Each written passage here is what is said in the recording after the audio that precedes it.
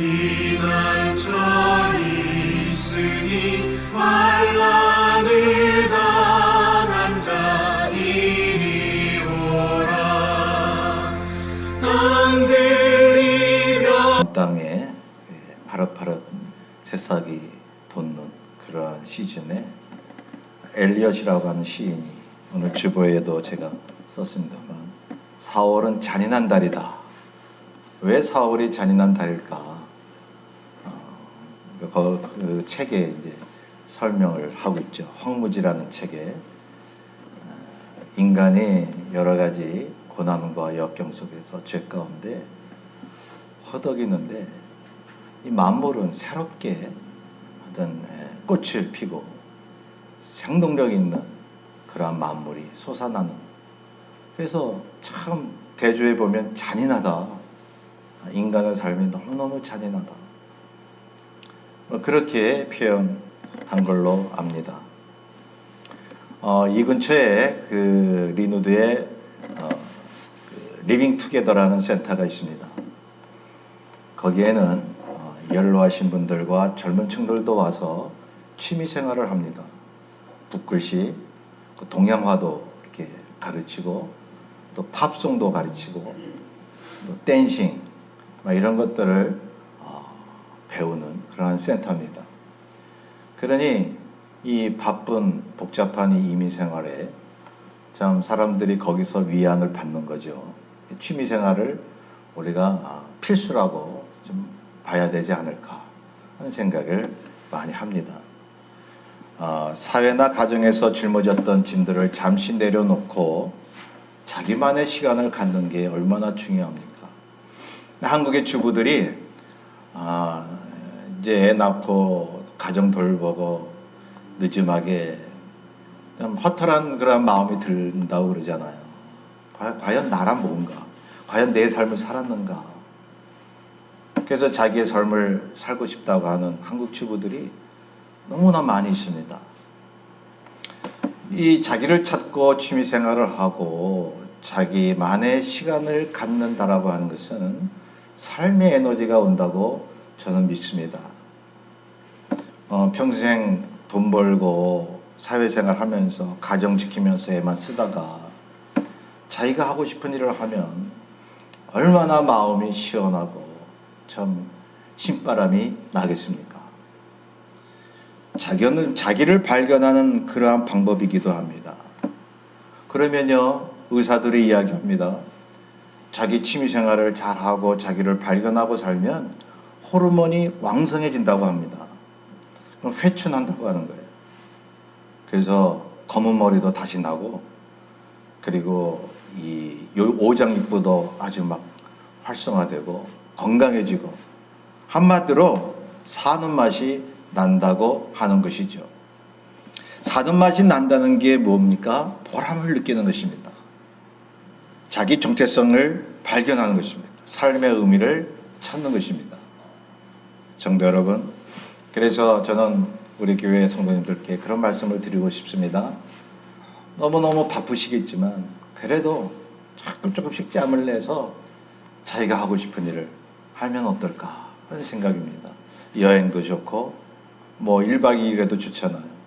그리고 그림을 그린다든가 음악을 듣는다든가 이러한 생활이 우리에게 굉장한 활력소를 준다고 저는 믿습니다. 자, 그래서 어느 의사가 이런 이야기를 했습니다. 취미생활을 돈이나 쓰고 놀러 다니는 것으로 생각하는 시대는 지났다. 취미생활을 잘 활용한다면 특히 시니어들은 건강도 지키고 하루하루 즐거운 일상을 만들 수 있다고 이야기를 합니다. 그러니까 건강하려면 하고 싶은 걸 하라 이거죠. 자기 그 생계를 위해서 하는 일도 재밌게 정말 취미생활이다 생각하고 하면 건강이 될 수 있는 거죠. 예, 일이든 취미생활이든 이거는 나한테 맞다. 이건 참 즐거운 일이다라고 생각하고 하면 건강해진다고 의사들이 이야기를 했던 것입니다.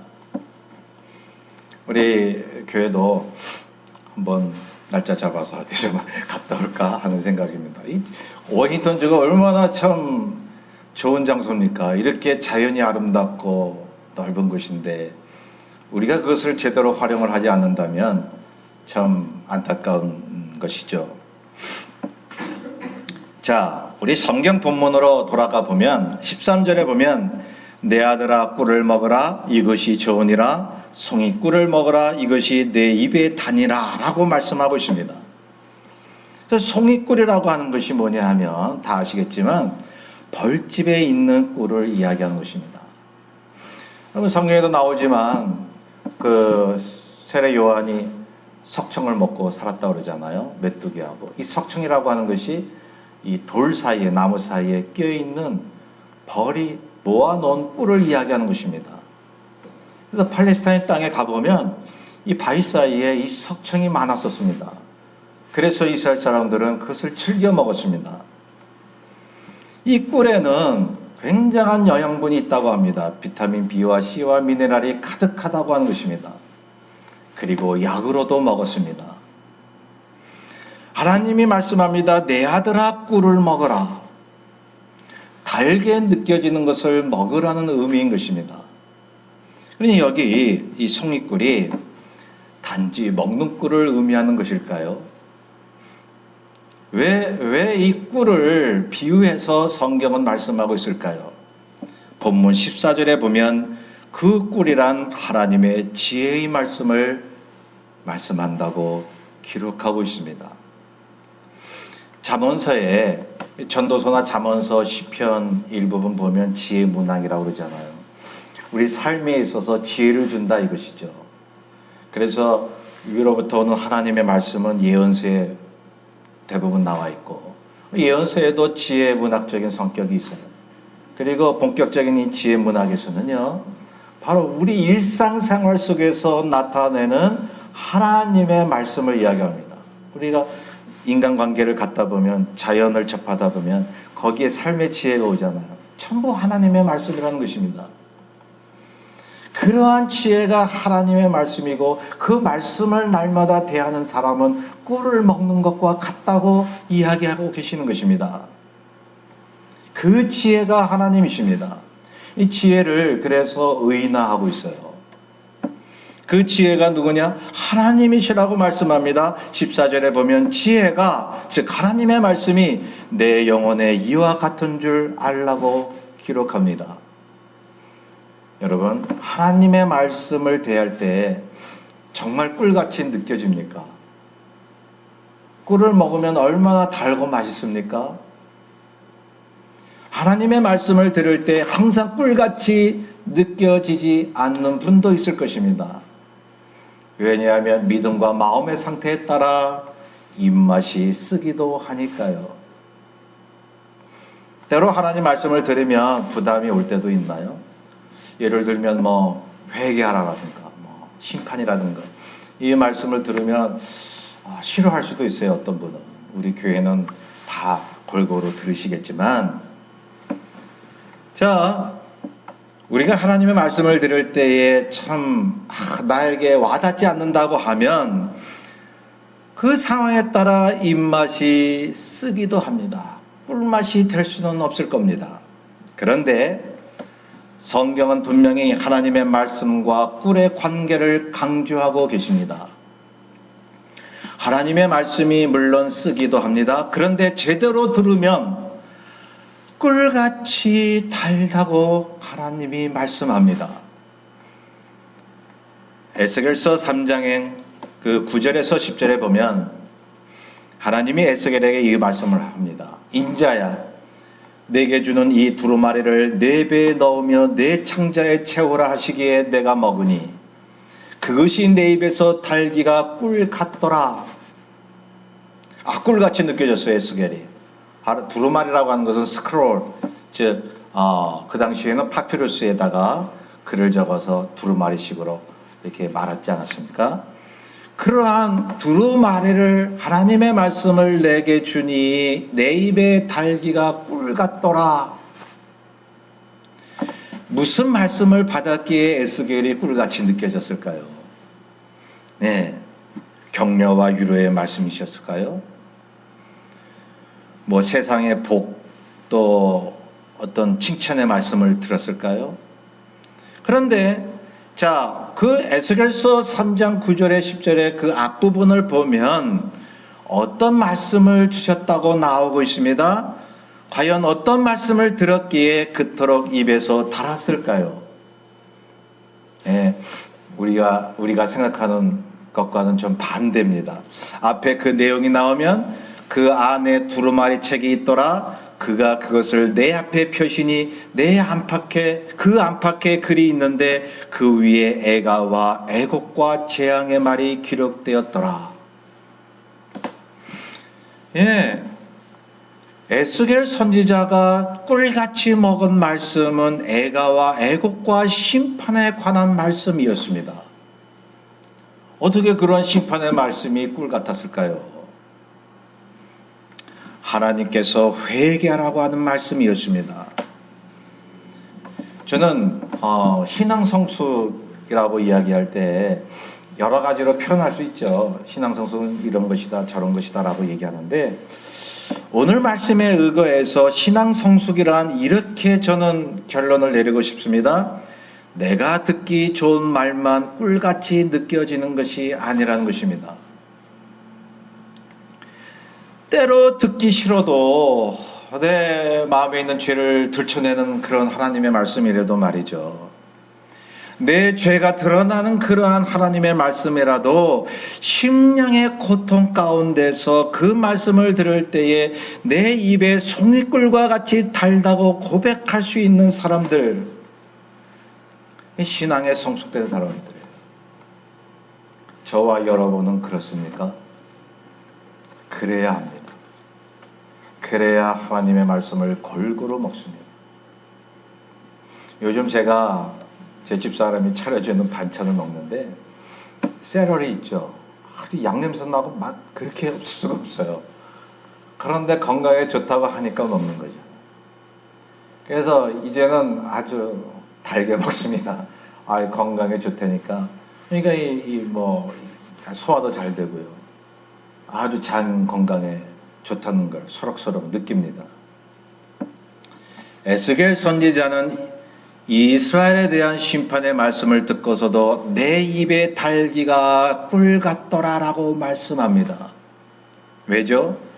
그 징계의 말씀은 자기 민족을 살리려는 하나님의 사랑으로 느껴졌기 때문입니다. 또 요한계시록에 보면 그 내용이 동일한 내용이 나옵니다. 계시록 10장 8절에서 11절에 보면 사도 요한이 밤모섬에 귀양 가서 하나님의 환상과 음성을 듣지 않습니까? 예수 그리스도의 그 계시를 받게 됩니다. 이 사도 요한이 이야기하는 것이죠. 작은 두루마리를 달라 한즉 천사가 이르되 갖다 먹으라. 내 배에는 쓰나 내 입에는 꿀같이 달리라. 요한이 말합니다. 내가 천사의 손에서 작은 두루마리를 갖다 먹어버리니 내 입에는 꿀같이 다나 먹은 후에 내 배에서는 쓰게 되더라. 여기서 보면 왜 입에는 단데 배에서는 쓰게 되었다고 말하고 있습니까? 회개하지 않는 세상에 대한 심판 때문에. 하나님께서 여러분 닥쳐진 미래예요. 그거는 이제는 세상의 죄악이요 점점 이렇게 없어진다거나 나아지는 게 없습니다. 점점 심해집니다. 요한계시록에 그렇게 말씀하고 있습니다. 우상 숭배가 난무하고 하나님을 거역하고 예수 그리스도의 교회가 타락하고, 그래서 하나님께서 이 땅에서는 마지막 심판밖에 없는 거예요. 그것을 사도 요한이 보고 있습니다. 그래서 그 말씀을 들을 때에 가슴이 쓰리고 배가 아프고 썼던 것입니다. 그런데 사도 요한이 그 말씀을 듣고 입에는 어떻게 해요? 꿀같이 달았어요. 꿀같이 달았습니다. 자, 배에서는 쓰게 되었다고 말하고 있고 입에서는 달다고 말씀하셨는데 그 이유를 다시 한번 우리가 나누자면, 여러분, 우상 숭배하는 그런 사람들에 대한 하나님의 심판을 우리가 알고 있죠. 그걸 좋을 때 기분 좋은가요? 예수 그리스도를 안 믿으면 결국 이 땅에 사단의 그 괴계 아래서 살다가 결국은 지옥의 형벌로 가는 인생들을 보면서 여러분 기분이 좋던가요? 주님을 모르는 우리 가족들이 있어요. 지인들이 있습니다. 사랑하는 사람들이 있습니다. 그분들 볼 때 마냥 그냥 오랜만이다 기분 좋고 그러기만 하던가요? 정말 예수 그리스도의 생명 외에는 구원이 없다고 우리가 믿는다면 마음이 쓰립니다. 안타깝습니다. 세상 죄에 대해서 우리가 기분 좋아한다면 그것도 이상한 거예요. 예수 믿는다고 마냥 기쁘고 즐겁기만 하겠습니까? 예수님의 공생애를 보시면 그분이 눈물 흘리시고 마음 아파하시고 안타까워하실 때가 더 많았다는 것을 우리는 성경을 통해서 알 수가 있습니다. 왜냐하면 참 기쁨을 하시기에 마음이 안타까운 것입니다. 하나님의 자녀인 우리는 가시에 찔리는 것 같습니다. 심판에 대한 메시지를 들어서 속은 쓰리고 아픈데 내 입에 달다는 것이 왜 그럴까요? 첫째로 보면 하나님의 음성에 신뢰감을 갖기 때문입니다. 하나님이 주신, 내가 사랑하는 주님이 주시는 음성인데 얼마나 반가울까요? 그 자체가 단 거죠. 주님을 만날 수 있다는 것, 그 하나님의 말씀을 대할 수 있다는 것 자체가 말이죠. 그리고 세상 심판 속에서도 하나님께 구원받은 우리는 너무너무 그 감사함을 아는 거예요.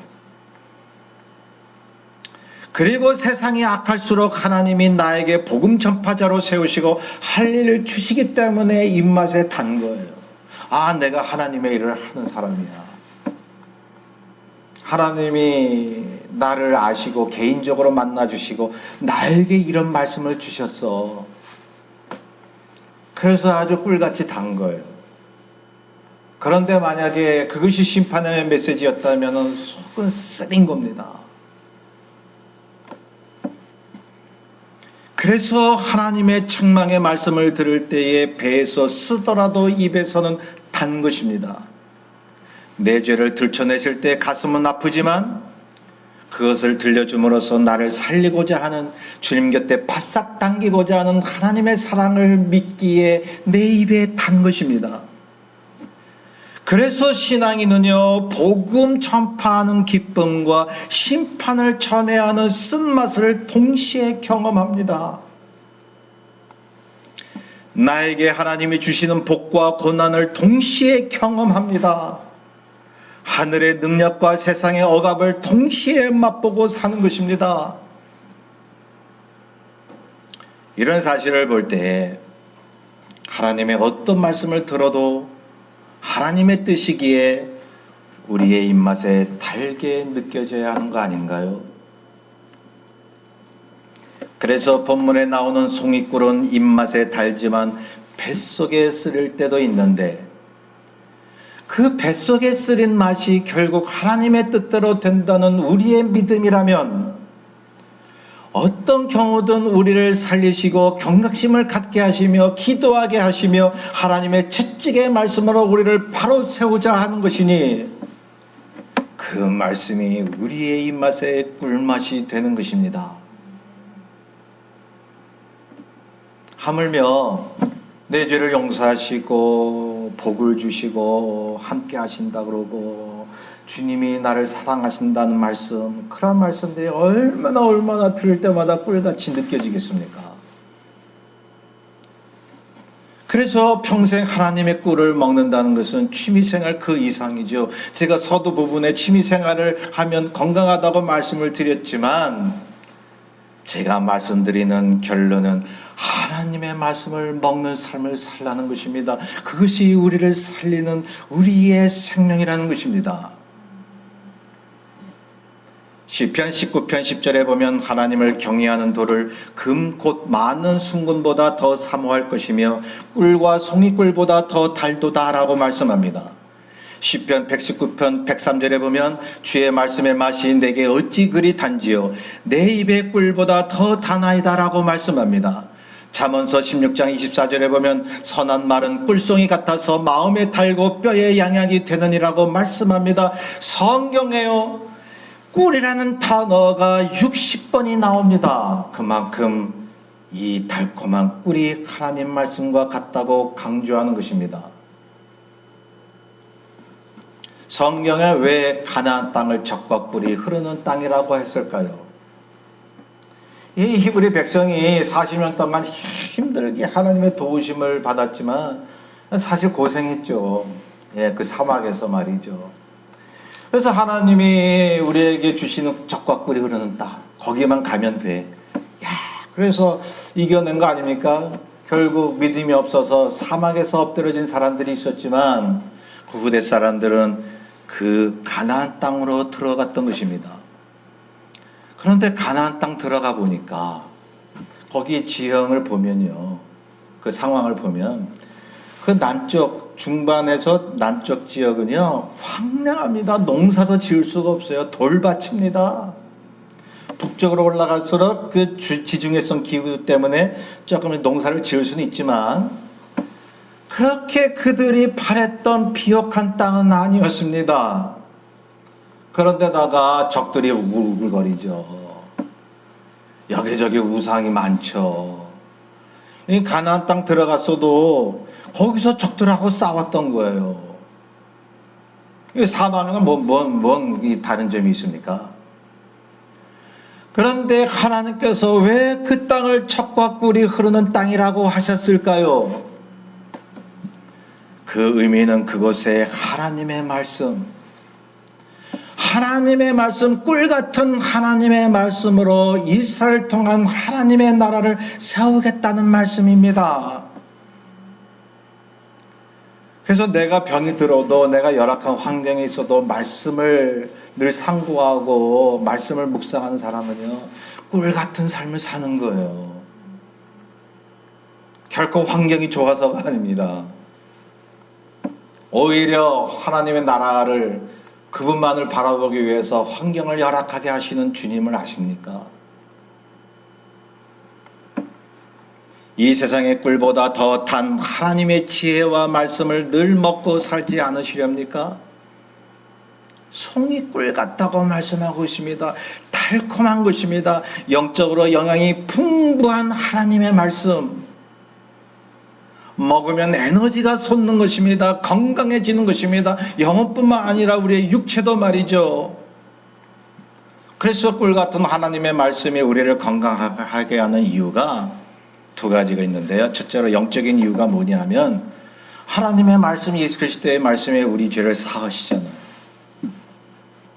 그분의 말씀에 의지해서 내 죄를 고하며 주님께서 십자가의 은혜로 내 죄를 사하시는 것입니다. 그리고 하나님의 말씀으로 성령의 열매를 맺는 것입니다. 하나님을 의지하게 만드시는 것입니다. 두 번째는 과학적인 이유가 있어요. 그게 뭐냐면 하나님의 말씀이 꿀같이 느껴지면요 마음이 좋아지잖아요. 맛있는 거 먹으면 마음이 좋아지듯이 말이죠. 마음이 좋아지면 모든 그런 전문가들, 의사들이 똑같이 얘기하죠. 우리도 그렇게 알고 있잖아요. 마음이 좋아지면 육체도 건강해지는 거예요. 하나님의 말씀이 꿀같이 느껴지면 마음이 좋아지고, 마음이 좋아지면 건강하고, 내 육체와 마음이 건강해지면 우리의 삶이 회복되는 것입니다. 종합적으로 살펴보면 소망이 생기며 또한 모든 연령층과 관계없이 꿈이 생깁니다. 의지력이 강해집니다. 미래가 밝아집니다. 그래서 본문 14절에 이것을 얻으면 정령이 내 장래가 있겠고 내 소망이 끊어지지 아니하리라. 시니어가 되면 50만 넘어도 이렇게 사람들이 보통 의지력이 약해진다고 그래요. 꿈이 이렇게 희미해질 수 있다고 그래요. 그런데 꿀보다 더 단 하나님의 지혜와 말씀을 매일 먹고 사는 사람은 활력이 생깁니다. 천국의 소망은 물론 이 땅에서도 꿈을 이루며 살 수가 있습니다. 이것은 하나님의 말씀입니다. 우리가 잘 아는 그 연세대 명예 철학가 교수님, 그 김영석 교수님, 101살이시잖아요. 물론 뭐 누구나 다 그렇게 된다고는 볼 수는 없지만 그분은 어렸을 때부터 기도 생활을 했던 사람입니다.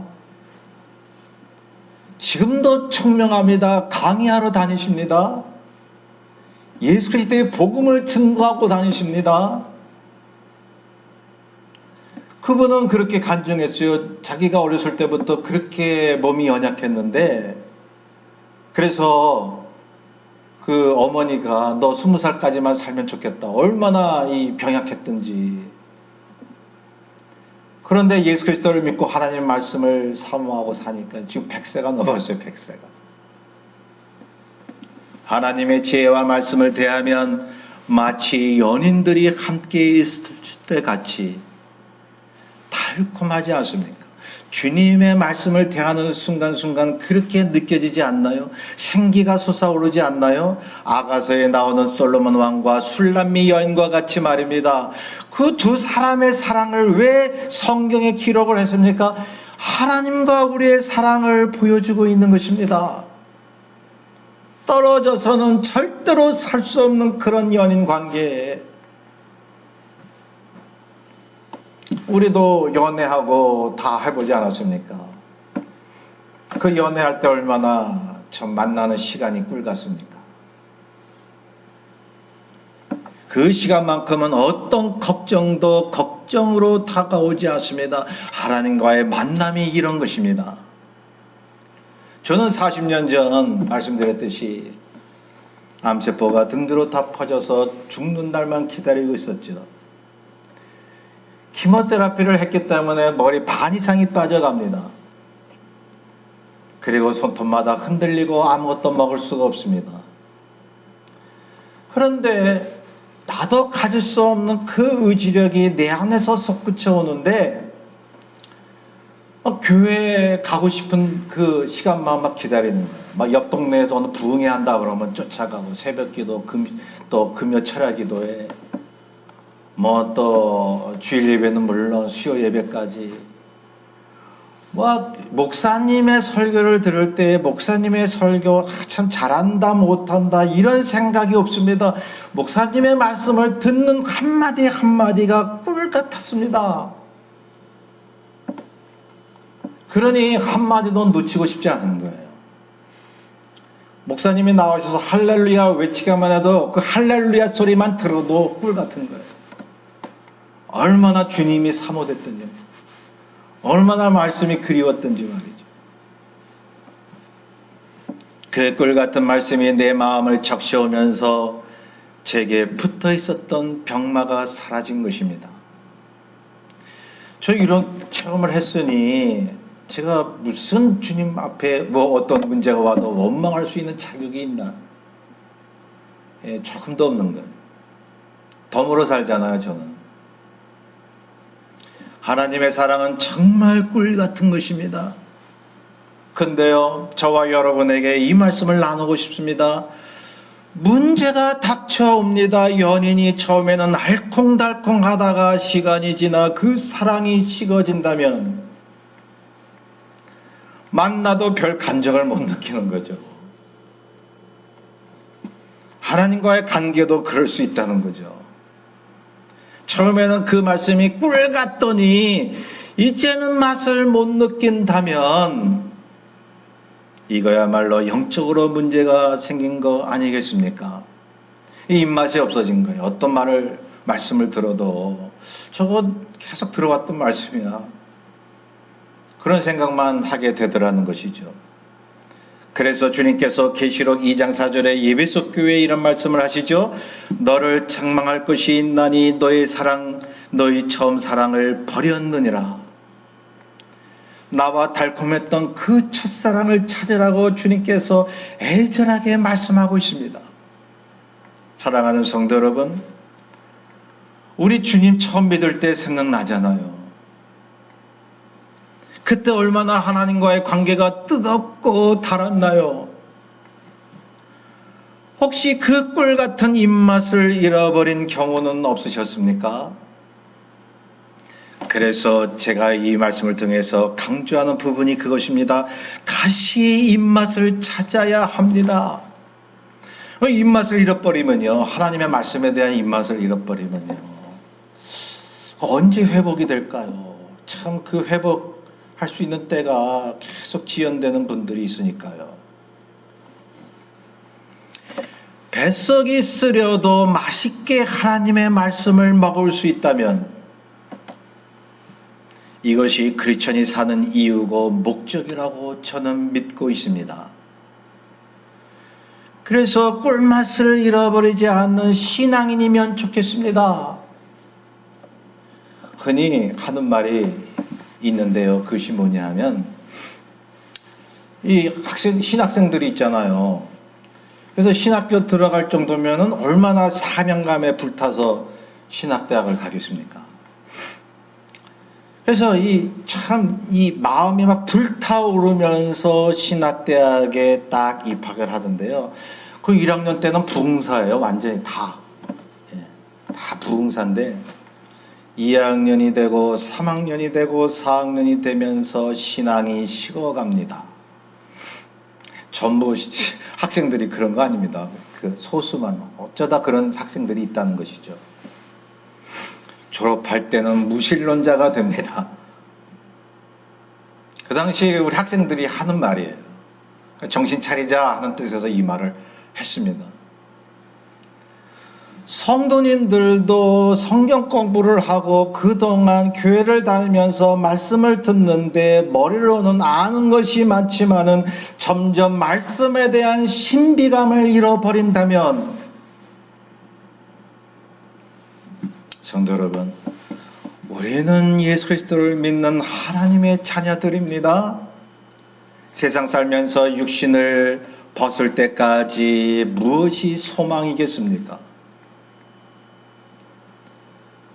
예수 그리스도 하나님과의 꿀 같은 관계를 갖는 것 외에 무엇이 더 있다고 생각하시나요? 주님과의 사랑의 관계 외에 우리를 살리는 것이 세상 그 어디에 있다고 생각하시나요? 주님 사랑하고 살다가 주님 곁에 가는 것 외에 이 땅에 기쁨이 있다고 생각을 하시나요? 저와 여러분이 이 시간을 통해서 그렇게 다짐하고 싶습니다. 앞으로 더욱 하나님의 말씀의 꿀맛을 소록소록 느껴서 정말로 주님 늘 만나는 경험을 하는 그러한 삶이 되지 않으시렵니까? 부디 그 말씀을 꿀맛같이 늘 대하고 뜨겁게 사모하심으로 소망이 끊이지 않는 우리의 삶이 되시기를 주의 이름으로 축원합니다. 우리 말씀을 잘 생각하면서 200장을